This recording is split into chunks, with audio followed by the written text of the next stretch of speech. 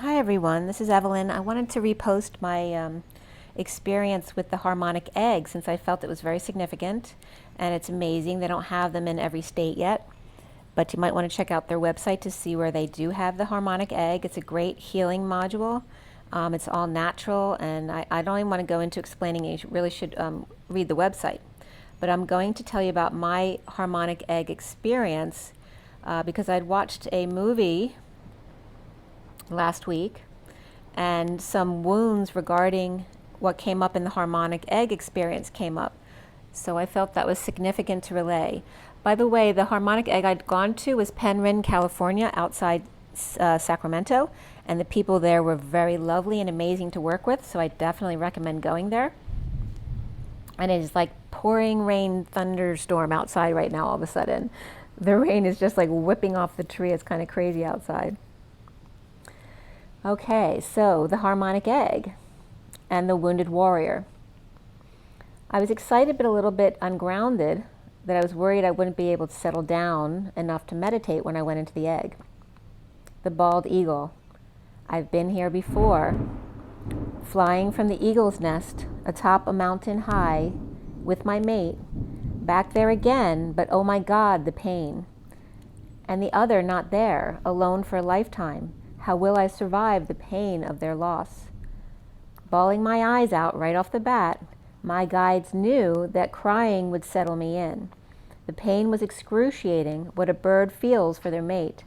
He would never be with another, just him for the rest of his life in pain. Remembering soaring together in tandem flight, oh, the glory and the freedom of having each other. I understand we are wounded, not just as humans. Now they take me to something to contrast that. The Paramahamsas, the swans, floating together, necks intertwined, complete faith in each other, and a full life together, coming upon big rocks that separate them, but they have full faith that they will come back together again. Such a beautiful, carefree, happy life. Loving creatures, both beautiful and wise. Then they took me to Japan with humans. I didn't understand the parallel. A Japanese harem of wealthy women in a circle at a table with a big umbrella and triangular hats and colorful matching clothing. No men, only the women, thoroughly enjoying each other's company. I'd say at least 14 to 20 women were there, as I recall. I had watched Picture Bride on the plane to Sacramento the night before. My guides always use movies to parallel the lessons that come up. It was a Japanese harem because in the movie, a Japanese farm worker in his 40s had lured a young bride from Japan by sending a picture of him when he was young, not in his 40s. She had to marry him anyway when she got to Hawaii, but refused to sleep with him because he had lied. It was a hard life, but he was always still good to her. The point was that the man thinks he must be in control and not let down his guard. But it wasn't until that very thing happened after drinking one night that opened her to love him and consummate their marriage. He had let her see the vulnerability in his suffering and no one to love him even though he was a very good man. He even ran into a fire to try to save a woman and her child. Then they contrasted this Japanese life to one in China, in a harem again I was already familiar with. This was the Tsang dynasty. And it definitely wasn't as positive an experience as the Japanese one was. So love one-to-one, and then group love group to group. Now what? Well, next was a lamb in a field from the perspective on a wagon rolling away from the lamb. A forlorn little face, and then I realized I was their love being taken to the slaughterhouse and to be skinned. Too painful to recognize after the silence of the lambs I'd seen at the hotel the night before when we got in.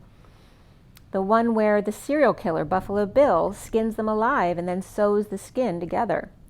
The lamb lovers ripped apart, and then boom, as it's actually thunderstorming out right now, there in a ball, in child's pose, was the wounded warrior, human, skinned alive. You see, we didn't become the wounded warrior from the human war. We started the human journey as the wounded warrior. All the animal lives of grief and torture came first. But they weren't done here. The sword and the stone, to be dug up and displaced, after the coal spent millions of years under pressure, the only home it has ever known, removed from the ground and cut and wounded, but worse than that, for the stone to be polished was like being skinned alive. They could deal with the cuts, but asked not to be polished, please, again. It is excruciatingly painful. And I cried for all of them. The air and the rock, the plants and the animals, there within is where the true fool's journey begins. The man in child's pose, skinned, vulnerable, and unable to protect himself. So I watched The Fourth Kind. I think it was last week. It was within this week sometime.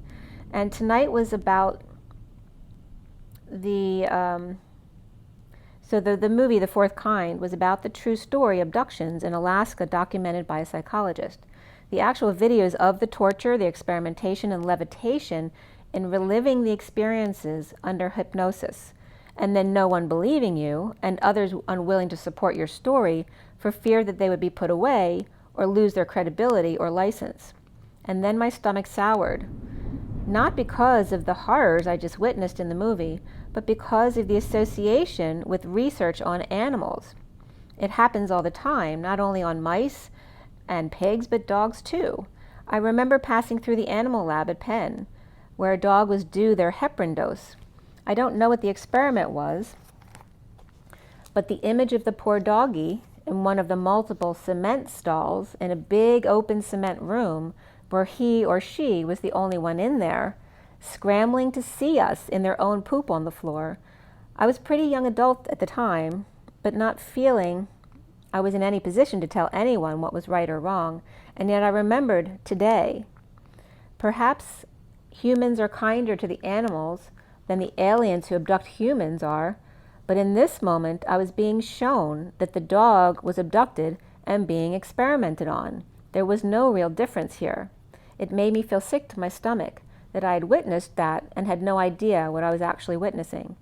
Some animals are being used to save our children with diseases, perhaps seen as a noble sacrifice. But others are used for cosmetics and wealth and tortured, and this is no better than the aliens doing that to us. What goes around comes around, and love breeds love. Please know the power you have as an individual. The power of your heart's knowing is always the highest truth. No matter what your age, you can speak up for the innocent. And thank you for listening. God bless.